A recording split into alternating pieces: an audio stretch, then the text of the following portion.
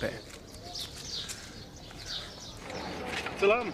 Karima Station looks as if it were built for an English country town, but there's not much English spoken here.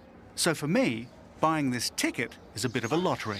I'm not really sure where I've actually bought the ticket to. Got to be Port Sudan. It was very cheap. It was only about $10. So if I get to Khartoum, it'll be a very cost-effective journey. The line goes from Karima up the Nile Valley, then hopefully south to Khartoum. On the way, I'll stop near Merowe. But for the moment, I just need to get on this train. The first thing to realise about trains in Sudan is that they're very crowded. I thought I'd got here early, but obviously not quite early enough. The second thing to learn about them is that they leave on time. At least this one does.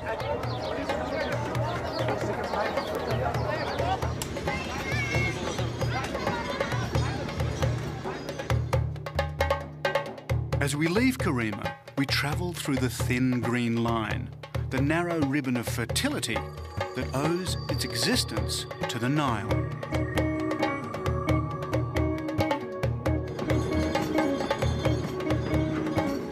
Then, as if to rub home the point, quite suddenly we're in the open desert.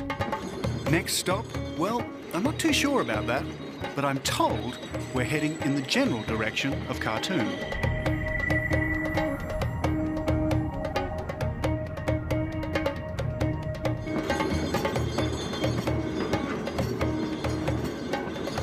Travelling on these trains, I think it's a lot like India. They're absolutely packed, but it works kind of the same way as the villages. Everybody shares their food, and even though it's a really long trip, and I don't speak much Arabic, it's not a bad way to travel, really.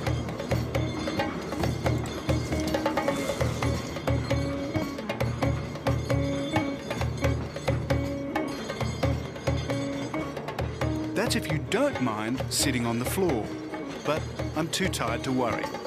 Soon the lurching motion sends me to sleep as we head out across a sandy sea of nothingness.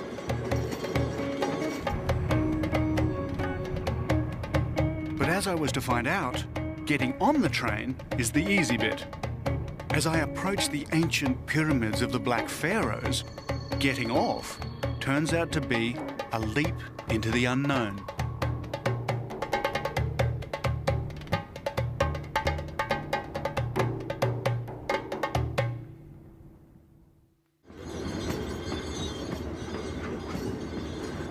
When the British Empire held sway over this part of Africa, one of its lasting legacies was the rail system it left behind.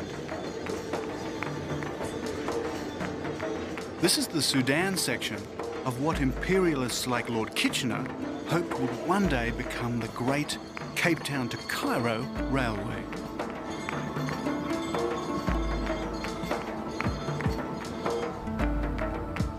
I've now done some 500 miles of my journey as I head towards Khartoum, and I'm hoping to get off this train near the ancient pyramids of Merowe.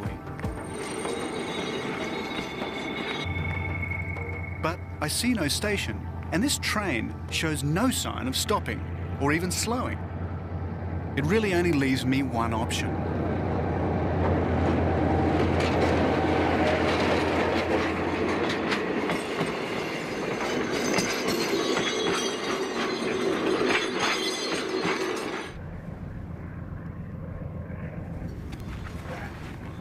I don't think that was the smartest move in the world. Jumping off trains I don't recommend. Don't know if I've actually broken my collarbone, but I've certainly given it a hell of a jar.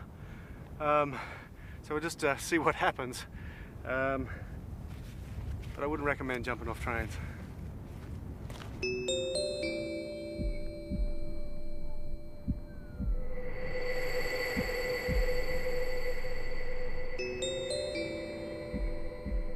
As the train disappears into a mirage, I head into the shimmering desert with a rather bruised shoulder.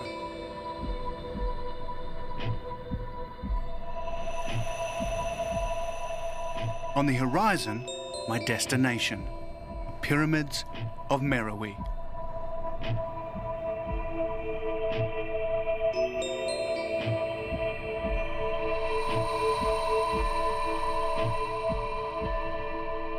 Nothing better illustrates the power of the River Nile than this wilderness. I'm well beyond its irrigating reach in a wasteland ruled only by sun and wind.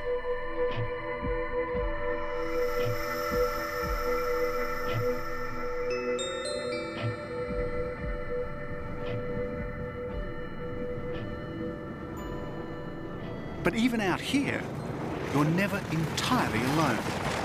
Though I wasn't expecting this. Hey! There. G'day. How are you doing? Good, man. I never expected to see anybody out here. Well, you're the first traveller that I've seen north of Khartoum. Oh, really? Yeah. Where are you headed? Well, I'm heading north to Wadi Halfa. Try to catch a ferry there, across Lake Nasser, go into Egypt. Wonderful. We've just come from that way. I've just actually come down on the Nile. Yeah. So where have you been? I mean, it looks like you've Well, been around the world. Yeah, it's actually a round the world trip. Started 1995 from Germany. And that's where I'm heading now. I'm on my way home. So how long till you get home? I don't know. It will probably be another 6 months.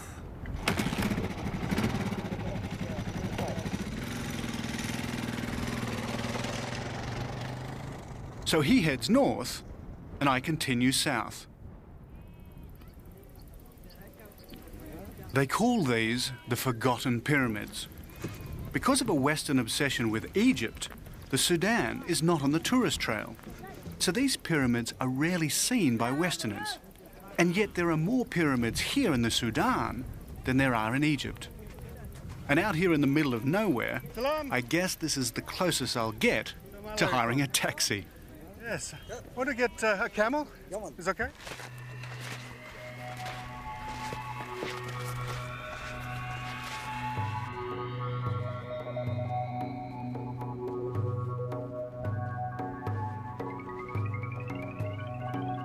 In ancient Egyptian terms, these pyramids are relatively new, a mere 2,400 years old.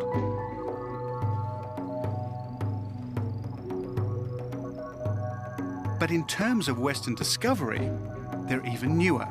They weren't seen at all by outsiders until the middle of the 19th century.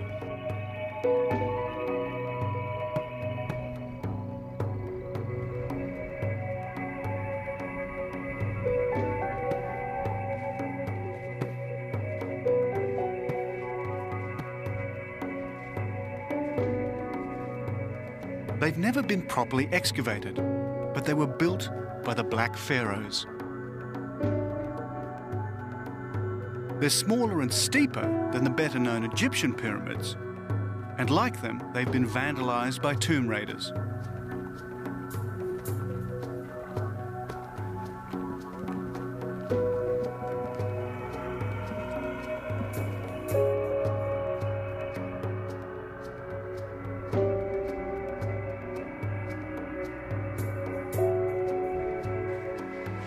They tell me that 19 kings are buried here, along with 53 queens, countless slaves, attendants, dogs, horses and other animals.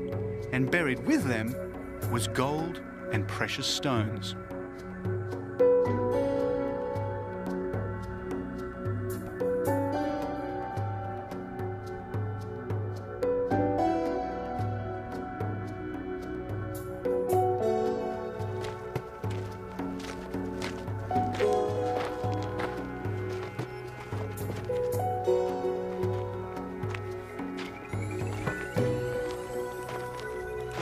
Going to take some photos.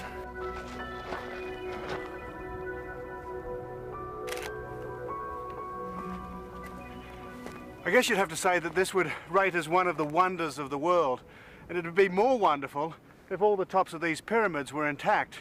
But what happened in 1836 or so is an Italian treasure hunter came down here and blew the tops off them all, trying to find some gold, and he found gold in one.